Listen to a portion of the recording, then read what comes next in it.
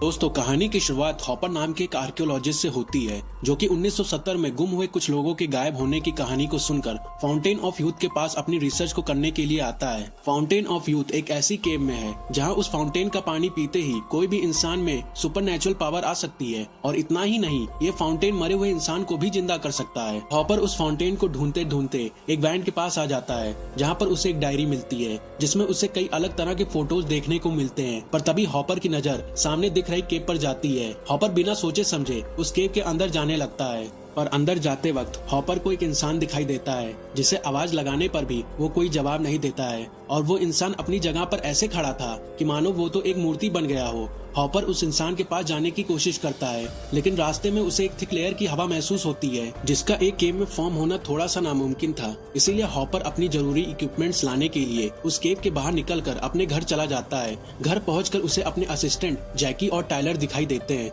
जो कि हॉपर से उसके नए प्रोजेक्ट में शामिल होने के लिए कहते हैं, लेकिन हॉपर उन्हें साफ साफ मना कर देता है क्योंकि वो नहीं चाहता था कि ऐसे जोखिम भरे रिसर्च में वो उन दोनों की भी जान को मुश्किल में डाले। लेकिन हॉपर उन्हें ये भी कहता है कि अगर वो उनसे 2 दिनों में वापस ना मिले तो वो लोग उसे ढूंढने के लिए फाउंटेन ऑफ यूथ नाम की जगह के पास आ सकते हैं। और इतना कहकर वो अपने घर के अंदर से उन जरूरी इक्विपमेंट्स को लेकर वापस उसी केव की ओर चला जाता है। वहाँ पहुंचकर वहाँ पर एक रस्सी की मदद से उसके अंदर एंटर करता है, लेकिन एंटर करते वक्त हॉपर का डॉग उस पर भौंकने लगता है जैसे कि मानो वो उसे उस जगह के अंदर जाने से रोक रहा हो। लेकिन इस बात को इग्नोर करके हॉपर उस केव के अंदर चला जाता है जहाँ पर वो उस हवा की थिक लेयर को भी पार कर लेता है। पर अब हमें कहानी में नया टर्न देखने को मिलता है जहाँ पर हॉपर को वो इंसान एज यूजुअल उस केव के अंदर जाते हुए दिख रहा था। और यही नहीं, हॉपर केव के एंट्रेंस को देखकर शॉक में पड़ जाता है क्योंकि केव के बाहर का दिन और रात तेजी से बीत रहा था। अब हमें नेक्स्ट सीन में टायलर और जैकी दिखाए जाते हैं जो कि हॉपर के गायब होने से बहुत परेशान होते हैं।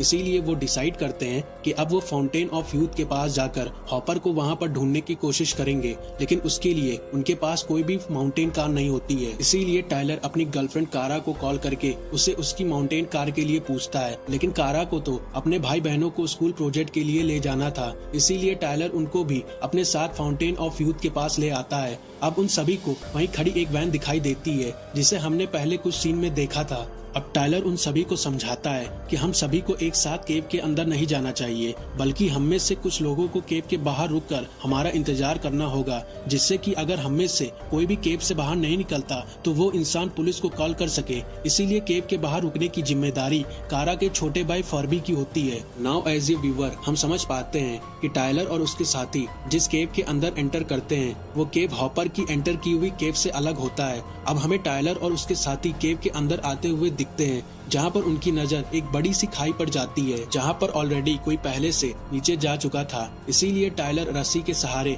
खाई के नीचे जाने का फैसला करता है जिससे वो खाई के नीचे की हालत को जान सके। अब नीचे उतरते वक्त हॉपर की तरह टायलर को भी हवा में एक थिक लेयर महसूस होता है, पर वो इस चीज को इग्नोर करके नीचे जाने लगता है। पर नीचे पहुंचकर उसे हॉपर का कोई भी क्लू नहीं मिलता, लेकिन तभी वो देखता है कि उसके सभी साथी एक एक करके नीचे आ जाते हैं। पर टायलर उन सभी को यहाँ नीचे आने से मना किया होता है, लेकिन उसके साथी टायलर को यह कहकर उसकी बात को इग्नोर कर देते हैं कि वो तो उसे कब से ऊपर आने के लिए कह रहे थे। पर टायलर उनके कोई भी सवाल का जवाब नहीं दे रहा था। इतना कहकर वो सभी लोग हॉपर को ढूंढने के लिए इधर उधर घूमने लगते हैं, पर कई कोशिश के बाद भी उनको हॉपर कहीं भी देखने को नहीं मिलता है। इसीलिए वो डिसाइड करते हैं वो हॉपर को इस गुफा के बाहर जाकर ढूंढेंगे। इसीलिए जैकी सबसे पहले उस रस्सी को चढ़ने की कोशिश करती है, पर चढ़ते वक्त वो रस्सी अपने आप ही टूट के नीचे आ जाती है, जिससे जैकी को थोड़ी बहुत चोट लग जाती है। पर टायलर उस रस्सी को देखकर नोटिस करता है कि ये रस्सी तो अपने आप ही खराब होकर टूट गई, पर जैकी के हिसाब से तो ये रस्सी उसने न्यू खरीदी थी, और आधे घंटे के अंदर एक नई रस्सी अपने आप कैसे खराब हो सकती है।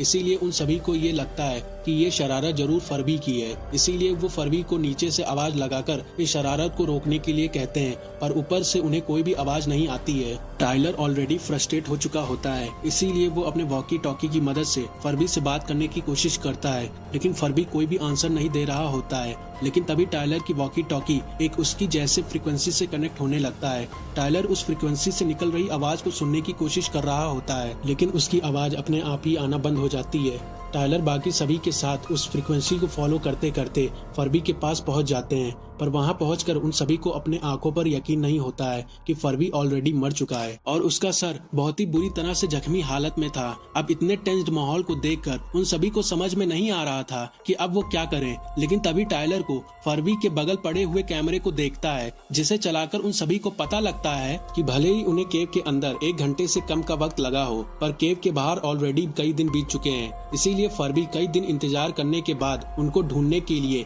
केव के अंदर आया था, पर टाइम के वैरी करने के कारण फर्बी की रस्सी पहले ही टूट जाती है, जिससे नीचे गिरकर वो बहुत घायल हो जाता है। पर तभी उस वीडियो में वो लोग नोटिस करते हैं कि असल में फर्बी की मौत नीचे गिरने से नहीं, बल्कि उसको मारने वाला कोई आदिवासी मानव होता है, जो कि बहुत ही बेरहमी से फर्बी के मुंह को पत्थर से मार मार के फोड़ देता है। इस वीडियो को देखकर सभी लोग बहुत ही ज्यादा घबरा जाते हैं और जैकी उनसे ये भी कहती है कि अगर वो इस केव के अंदर और भी ज्यादा देर तक ठहरेंगे तो उन सबकी मौत फर्बी की तरह हो सकती है। इसीलिए वो सभी डिसाइड करते हैं कि उनमें से कोई भी एक इस केव के बाहर निकलकर हमारी मदद के लिए किसी को बुलाएगा, जिससे हम सभी इस केव से आसानी से निकल सकें। इसीलिए केव के बाहर निकलने की जिम्मेदारी फर्बी की बहन कारा लेती है। कारा रस्सी के सहारे चढ़कर केव के बाहर तो आ जाती है, पर बाहर के नजारे को देखकर वो बहुत ही हैरान हो जाती है, क्योंकि जब वो सभी इस केव के अंदर एंटर किए थे तो केव चारों तरफ से जंगल से घिरा था, बट अब तो केव के चारों तरफ रेगिस्तान है। वहीं दूसरी तरफ अब केव के बाहर सांस लेने के लिए हवा भी जहरीली हो चुकी थी, लेकिन फिर भी कारा अपने वॉकी टॉकी को बाहर के सिग्नल से कनेक्ट करने की कोशिश करती है, पर वहाँ उसे किसी भी तरह का सिग्नल नहीं मिलता। फिर इसी बीच उसकी नजर आसमान की तरफ पड़ती है, जहाँ पर उसे ट्रायंगुलर स्पेसशिप दिखाई देता है। इस स्पेसशिप को देखकर वो तुरंत ही केव के अंदर वापस आने लगती है। अंदर पहुंचकर कारा सभी को बाहर के माहौल के बारे में बताती है, पर उसके बाद पर किसी को भी यकीन नहीं होता है, क्योंकि सभी के हिसाब से कारा को गए हुए कुछ ही सेकंड हुए थे और इतने कम टाइम के अंदर वो बाहर इतनी सारी चीजों के बारे में कैसे जान पाई थी। इसीलिए कारा खुद को साबित करने के लिए अपने मोबाइल से रिकॉर्ड की हुई वीडियो को उन सबको दिखाने लगती है, जिसमें बाहर की दुनिया पूरी तरह से खत्म हो गई है। और इतने खौफनाक सिनेरियो को देखकर वो सभी परेशान होने लगते हैं कि अब वो इस मुसीबत से कैसे निकलें, कि तभी उस केव की एंट्रेंस से एक आर्टिफिशियल लैडर उनकी तरफ आ रहा होता है, जिससे एक अनजान इंसान उस केव के अंदर एंटर करने लगता है। और ये इंसान एक आर्टिफिशियल सूट को पहना हुआ होता है, जो कि इन सभी को अपने साथ आने के लिए कहता है, पर तभी उसके पीछे से एक आदिवासी मानव आकर उस पर हमला कर देता है, पर वो इंसान उस आदिवासी मानव को अपने गैजेट की मदद से वहीं पर मार देता है। और इतना देखते ही टाइलर और उसके साथी तुरंत वहां से भाग जाते हैं और भागते भागते वो केव के और अंदर आने लगते हैं, जहां पर उन सभी को हॉपर के पेरेंट्स मरे हुए मिलते हैं और उनकी ये हालत करने वाला और कोई नहीं वही आदिवासी मानव होते हैं, जो कि टाइलर और उन सभी को देखकर उन पर भी हमला करने लगते हैं, जिसमें टाइलर को भी एक गहरा चोट लग जाता है, जिससे उसकी वहीं पर मौत हो जाती है। पर आगे हमें वही इंसान दिखाया जाता है जो कि उन लोगों का पीछा करते करते वहां पर भी पहुंच जाता है और वो टाइलर की हालत को देखकर उससे पास ही में पड़े हुए एक सांप पानी में डुबो देता है, जिसे कुछ ही देर में टाइलर वापस अपने आप जिंदा हो जाता है। एंड एज ए व्यूवर हम समझ पाते हैं कि ये पानी और कुछ नहीं, फाउंटेन ऑफ यूथ का पानी है, जिसे पीकर इंसान हमेशा के लिए अमर हो सकता है। और शायद इसी पानी के कारण पूरे केव के अलग अलग हिस्सों में टाइम भी अलग अलग तरह से काम कर रहा था। अब आगे की सीन में हम देखते हैं कि वो इंसान जिसने टाइलर की जान बचाई हुई होती है, उसी पर बाकी सारे आदिवासी मानव हमला करने लगते हैं और उन्हीं में से एक आदिवासी उस इंसान की हेलमेट को तोड़ देता है, जिससे वो इंसान उस केव के अंदर सांस नहीं ले पा रहा होता है। इसीलिए वो टाइलर और उसके साथियों को अपने पास बुलाकर उस टाइम की न्यूज को दिखाने लगता है, जब से वो सभी लोग गायब थे,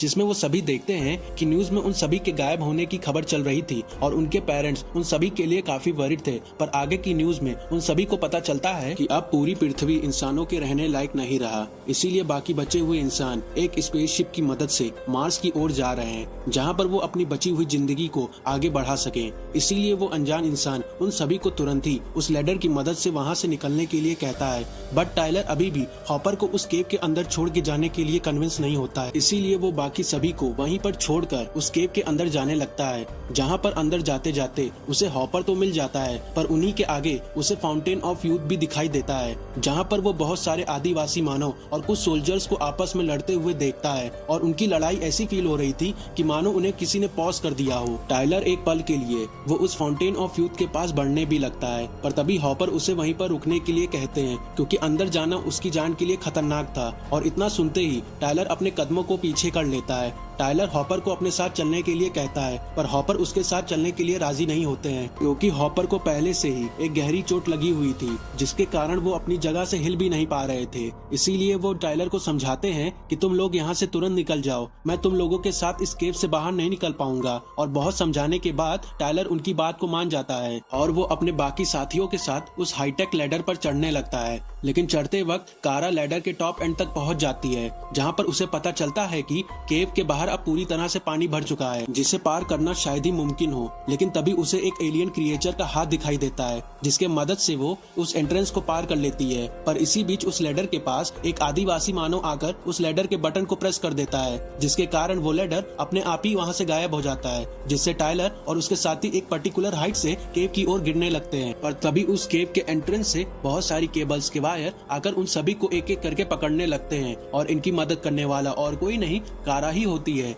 जो कि एक हाईटेक सूट पहनकर अपने साथियों और वहां पर बचे हुए बाकी सभी लोगों को उसी ट्रायंगुलर स्पेसशिप पर ले आती है। नेक्स्ट सीन में हम फर्बी को होश में आते हुए देखते हैं, जिसके साथ प्रोफेसर हॉपर भी मौजूद होते हैं और उन दोनों की हालत पहले से बहुत ठीक हो चुकी होती है। लेकिन वो दोनों ही बहुत कंफ्यूज होते हैं कि आखिरकार वो इस जगह पर कैसे पहुंचे। पर तभी वहां पर टायलर और उसके बाकी साथी आकर उनको सारी सिचुएशन के बारे में समझाते हैं और यही से उनकी एक नई जिंदगी की शुरुआत होती है।